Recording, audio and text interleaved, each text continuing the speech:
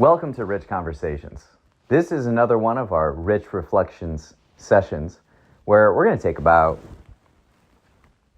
30 to 50 minutes out of our day to simply just think more intentionally about our own lives. And through this, and with the accumulation of doing these, we'll be able to see life clearer. So we'll know the direction that we want to be headed with full velocity. So we'll start this session, how we do every session, and that's 5 minutes of breathing. Begin. Now, we don't want to be thinking of all these different things. This isn't the time for that. Sit up straight and just breathe in and breathe out.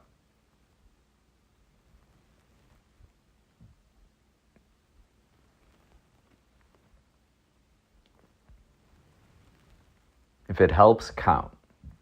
But all we're trying to do is just focus on the breath.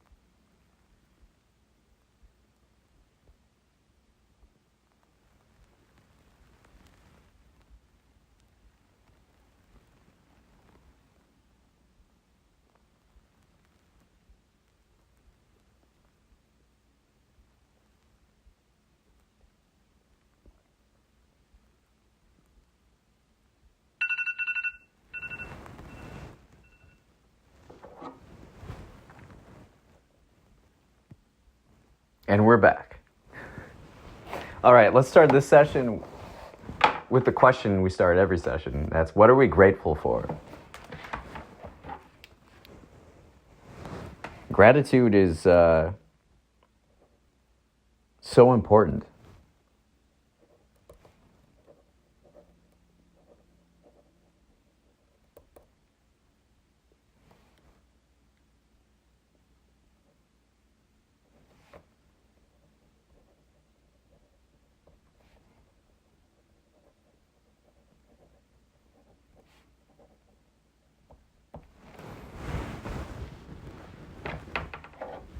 That alarm was quieter on this. This is the iPhone 8.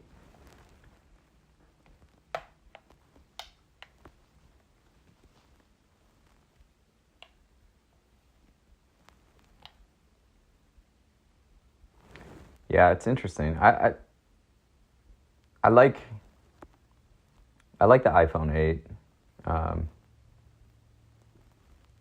Phones are on my mind. I do some tech consulting, and I'm very adamant about like iPhone. I don't want these big phones in my hand. I don't use my phone to like watch a bunch of stuff or like be on it. I just need it to like make moves, just like so I look at it more as like a gadget rather than like my life. And so I want it to fit in my pocket and in my hand. And I'm not a big person. So having these like the default or like the regular size iPhone, I don't want that. I want something small and something useful. Like a little knife, 13 minis. These are my jams. And I hope Apple... I don't think I'll upgrade to a new iPhone until they put out a small one again like that. Maybe with improved camera and enhanced operating systems. Or enough space to be able to update the hardware to keep up with the software. Anyways. What's been the favorite phone that we've had in our life? What do you have the fondest memories with?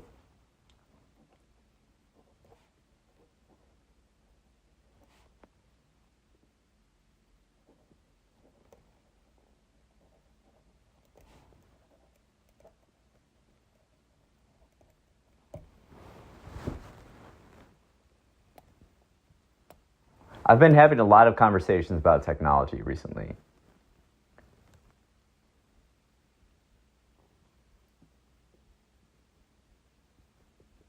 And to me, these conversations are the most interesting conversations. Because it's something where the barrier to entry is none.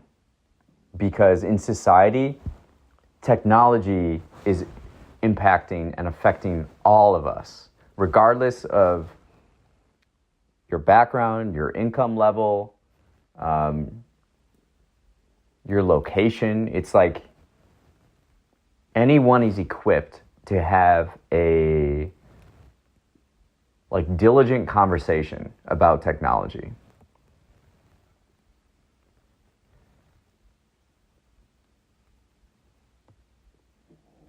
To where like a normal person is equipped to talk about a data center, maybe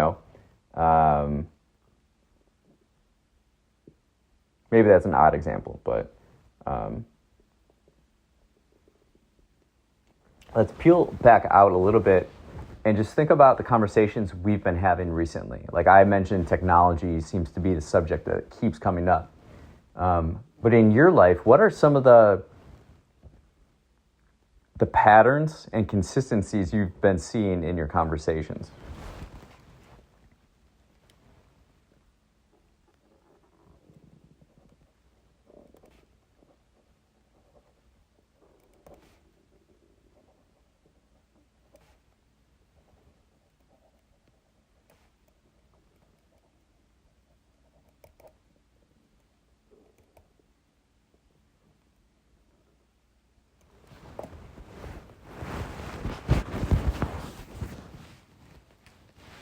looking out at the silos in the farmhouse right now, and it is fall.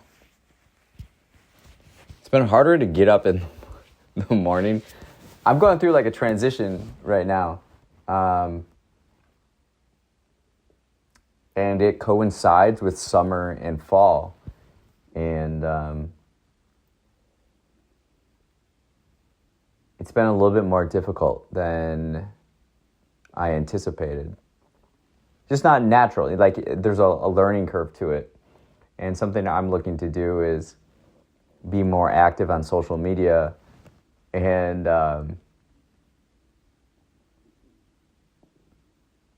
it's so bizarre because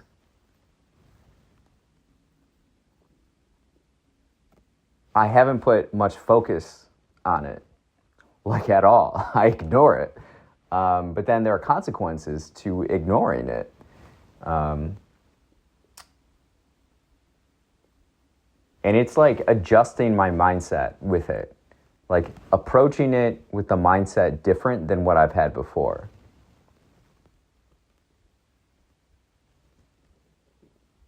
And so what I'm looking to do is just get reps. Get reps and just like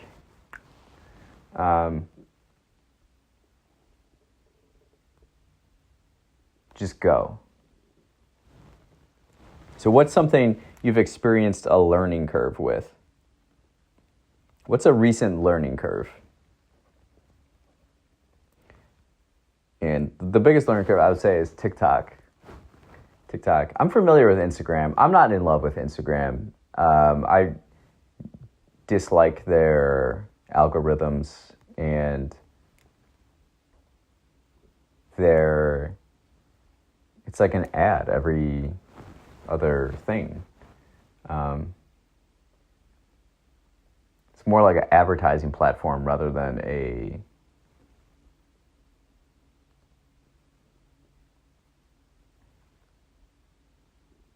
way to follow people and things that you like. Maybe TikTok is like that. I don't know. I don't scroll much at all on these platforms. I wrote in our book, we did a philosophy book 2, Timothy Hayden and I admit that I scroll the most on like sports apps. I do the score. I think ESPN app is really bad. So the score. And for me, this is just like to get news, like sports headlines and box scores. That's all I really need out of the app. ESPN is just like, there's just like too much going on.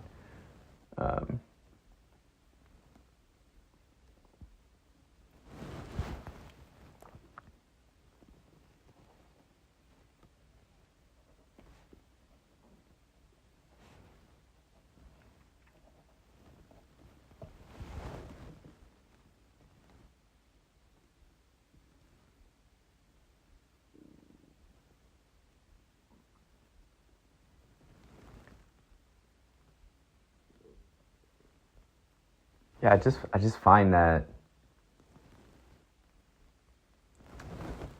phones and technology keep coming up in discussions.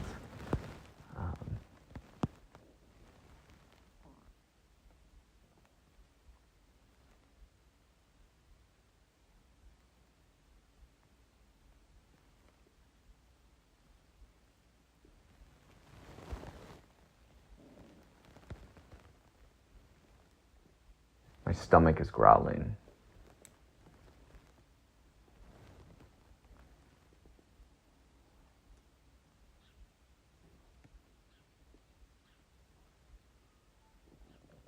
What's a word we don't use anymore?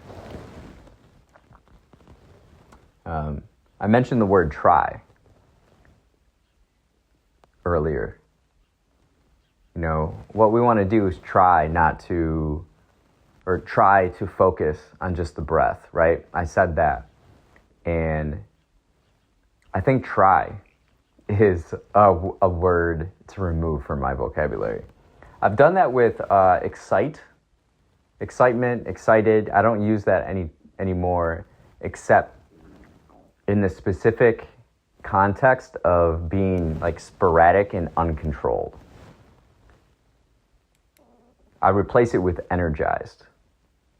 I like the word energized. Because like all of a sudden it evokes, different images in a way. Energize. And try, it's like, don't try. Just do or do not, right?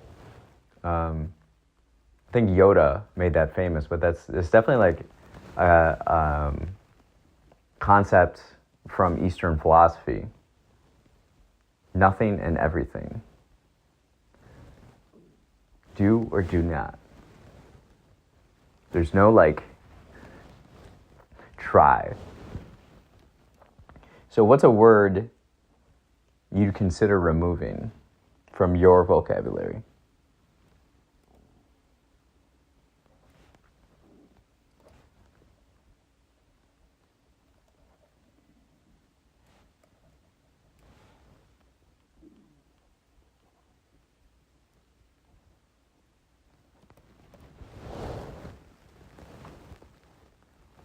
There was another one too.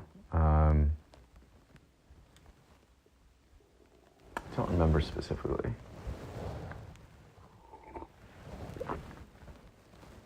I try to use more interesting words like dynamic and phenomenal. Because something can be awesome, cool, but phenomenal, all of a sudden, it's different. Prolific, I've been using that quite a bit. That's like quality and quantity and speed altogether.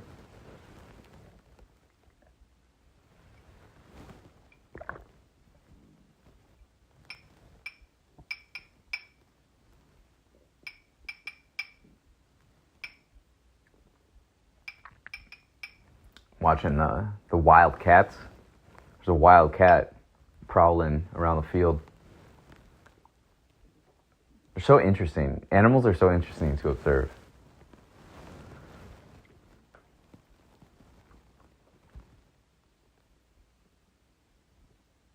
What have we noticed about animals in nature recently?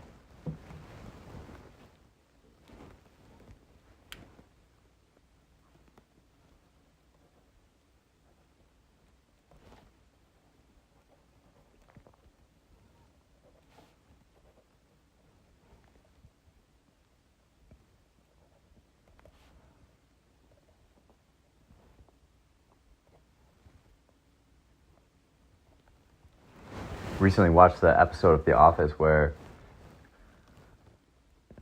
Dwight kills Angela's cat. A lot of the things he said, I can relate to. Like growing up on a farm and when an animal is injured and quality of life and age and it's no joke out here, The cats, they gotta fend for themselves. Keep cats around so you don't have mice. You won't have problems with mice if you have cats around.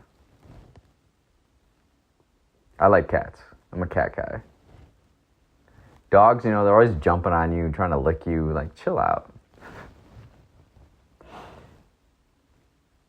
I'm sure it is nice, though, to feel loved so much by another creature. I like studying species, and you can see how they've survived, how they've adapted and survived over the years. Like dogs, their main thing is like attaching themselves to humans. Like, be likable to humans, and humans will take care of you. Cats, man, cats are so unique. They have all these different senses.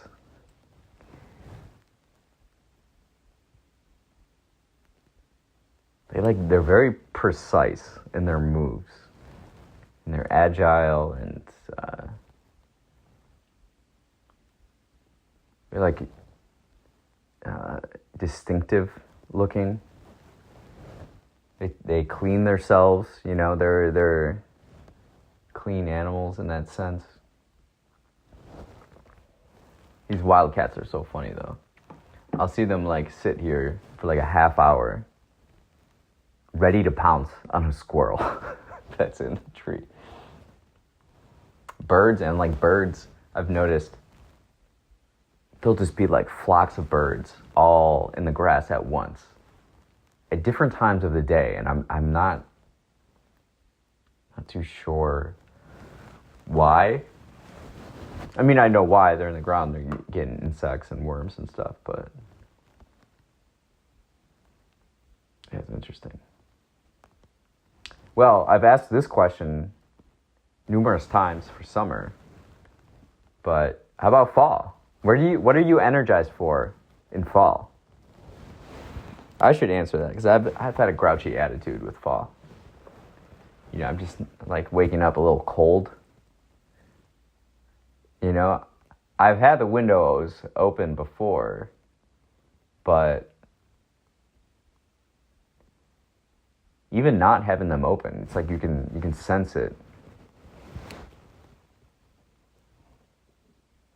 What are we looking forward to this fall?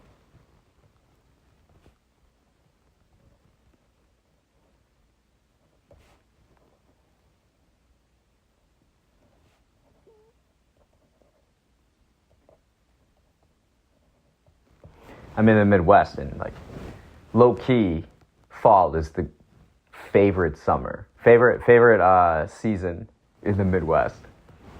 Midwest people love fall, but I would say like in the Midwest, summer is one of the best seasons because in other places around the U.S., it's like too hot almost. The Midwest summers are fairly mild. Now, the winters, it's a different discussion. Spring is that's my least favorite season. What's your favorite? What's your least favorite season?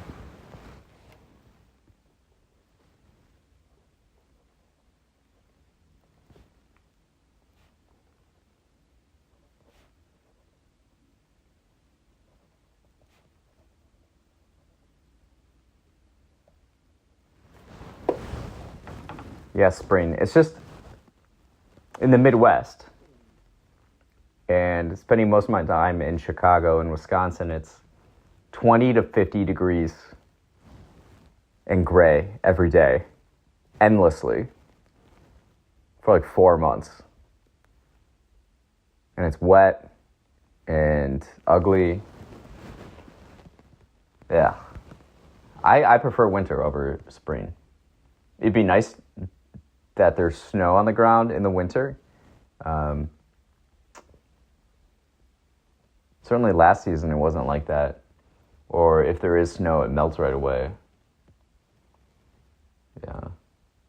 I cut the grass a couple hours ago. It looks so beautiful. Do a really good job. I treat it like art, you know? Same thing in the fields, on the farm. Like, I treat it as art. And when I'm going through the field, like, I want it to look beautiful. What's something we consider art that most people wouldn't consider art?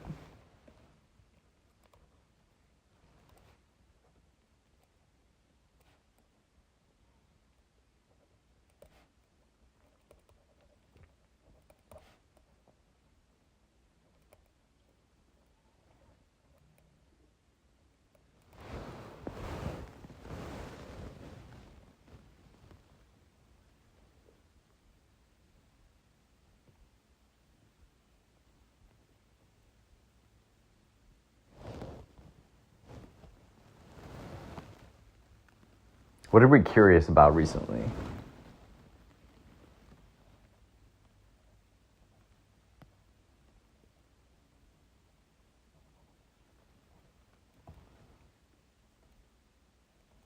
What's been our favorite social interaction recently? I'm just gonna like pepper some questions in here at the end.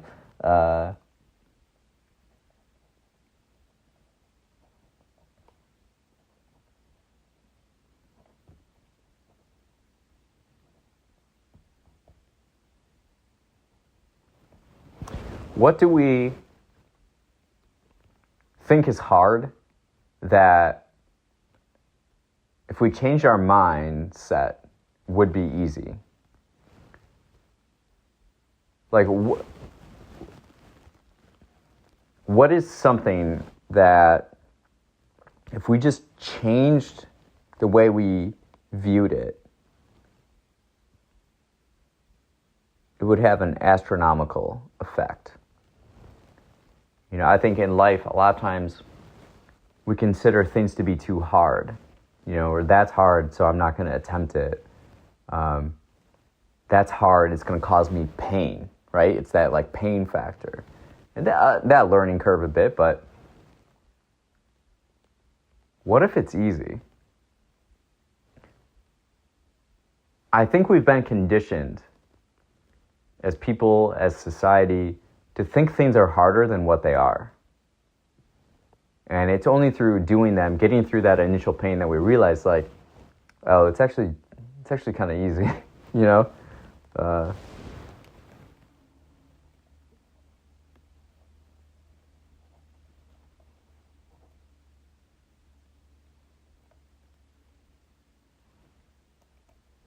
All right, last question.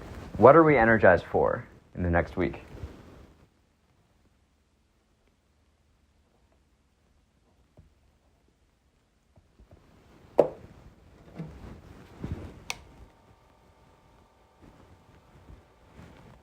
What are we energized for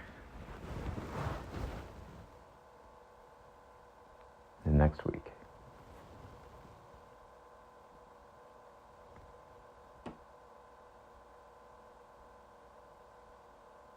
What are we experimenting with? Like, what's an experiment on our mind as far as life and what we're doing too? I'm about to perform the grandest experiment I can think of. Not that I can think of, but like something that's very testable. I have a theory. I've had a theory for the last year, and I'm now going to test it. And I hope for certain results, but you don't know until you test it. So on that note, go out there and do some things you're traditionally uncomfortable with. You know, really over the next week, try to look at what we thought were hard things as easy things and do them and see what happens. What are the results? Let's change things up. You know, we're going from summer to fall. Time for a new outlook or an updated outlook. And let's have fun with it. Have fun with it. Enjoy life. It's cliche, but every day is a treasure. Every moment is beautiful. So think about that. Keep that on your mind. Act with it. And we'll see you next week.